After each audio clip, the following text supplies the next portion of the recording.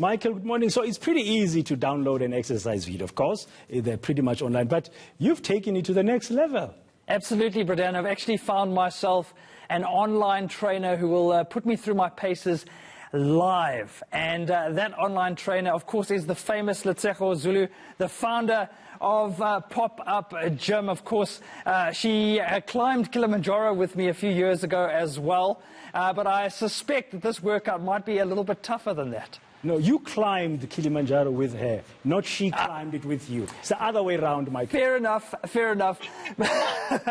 But as we greet Letseho Zulu this morning as she sits on her chair, Bradan, the key to this is that Letseho knows all sorts of ways to exercise without even leaving your patio. You can use household instruments. A little earlier we were using a skipping rope, then we were using some coins, all sorts of easy to find things, Bradan, that you can actually use to keep yourself fit during the lockdown. So let's not waste any time. I want to bring in Letseho.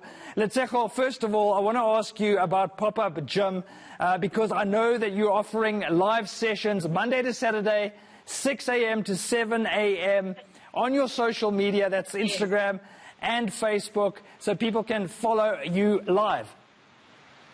Exactly. As you mentioned, between myself and my pop-up gym partner, Katie Wemlangeni, we switch. She was on this morning at 6 a.m. giving a chair workout. One piece of equipment that every single household has. And it's all about just being creative and showing people that you really don't, if you don't have access to a gym like none of us do at this time, you can still exercise at home. And it gets even better because people are working from home, Letseho, and they might say, oh, I'm working, I don't have time to exercise. But you guys are offering live training sessions on Microsoft Teams as well as Zoom. So there's no excuse to be lazy, right?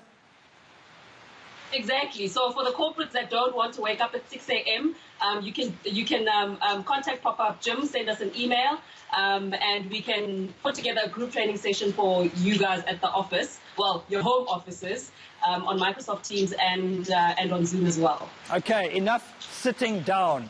We are going to actually use this chair to do some exercise. So let's get started. What are we doing? So, as I mentioned earlier, skipping rope is always great for warming up. And then when you get into exercises, using the chair, you can do a basic squat. Oh, wow. So let me set my clock, 30 seconds. I always prefer time-based exercises rather than repetitions because you can actually get a whole lot more done with time-based exercises. For those that are a little bit more advanced, you can do one leg up and do single leg squats. And obviously what you do on the left, you must always do on the right. Wow. Now, that's the legs done. Moving on to the abs, you lift up, and you can do reverse crunches. Gee whiz. Single leg reverse. I don't know about reverse crunches. I don't know about any crunches, Letseho, to be honest. Sorry? I feel like I'm drowning. I'm doing backstroke and I'm drowning in the pool. But... Keep going, keep going. And then moving on to the arms. Oh, yeah. You put your hands like this and you do dips. Dips. All right. Now, while you dip and I dip and we all dip, tell me about the response that you've had from South Africans during the lockdown. How are they feeling about training online? We've had an incredible response online on our social media. We are receiving requests from corporates as well for those Zoom and Microsoft Teams sessions as well. Move on to push-ups. Yeah. And before the lockdown, we were offering corporate sessions at the corporate offices, but because no one's at the office at the moment, we've moved our sessions online, and we will continue to offer a variety, whether it's Zumba, it's bodyweight exercises like this, kick. Yeah, the variety that PopUp Gym is all about. So Michael, it really is doing people not to exercise at all. Yeah, Letseho, Dan, you're just coming in there. You're talking about zooming in and the Microsoft meetings and stuff and groups of people. Are they respecting the fact that you can't have too many people in a session, or are they doing this from different locations but they belong to one company? Well, It definitely has to be at least from one company, and you can have a minimum of 100 people in a Zoom meeting, and you just mute everyone, and people just listen to the trainer and follow what the trainer is doing. So it's as simple as that.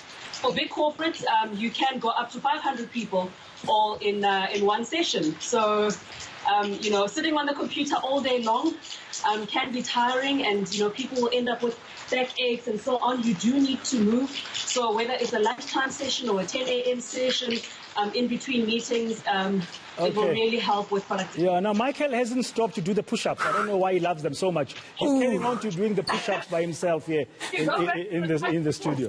Michael, how is that? Oh, brilliant. This is hectic. And this is the third one of the morning. Letsego is really punishing me. I'm going to let her keep doing her mountain climbers. Mountain climb.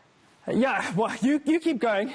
I'm going to ask you one more question, Bradan, because I think this is important. Letsego, talk to us about time management, because there are a lot of distractions. For example, the kids, when you are at home during the lockdown, do you need to set yourself a specific time to train, or should you do it whenever you get a moment, 5 minutes here, 5 minutes there? I'm a firm believer in scheduling and creating some sort of schedule, because at least then there's order in your day. If you can train at 6 a.m., that's great, because typically, or at least most kids are fast asleep at that time. Early in the morning, get your workout in, get your system, get your mind going, and then you can sit on the laptop and start working. When the kids wake up, obviously, my child is in grade 00, and every morning at 6 a.m. I've been receiving messages from the teacher in terms of what needs to be done for the day. Right. So then I schedule that 9 to 12 time to attend to the school activities for her, and then have the rest of the afternoon to do the rest of my meetings.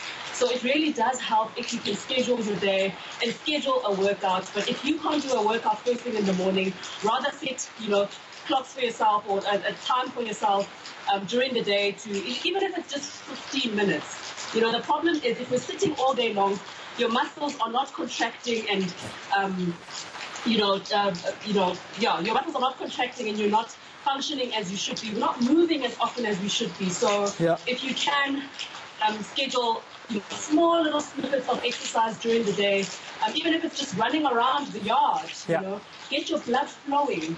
The organs will thank you. Well, Bradan is actually getting ready, Letsego, to run around the studio.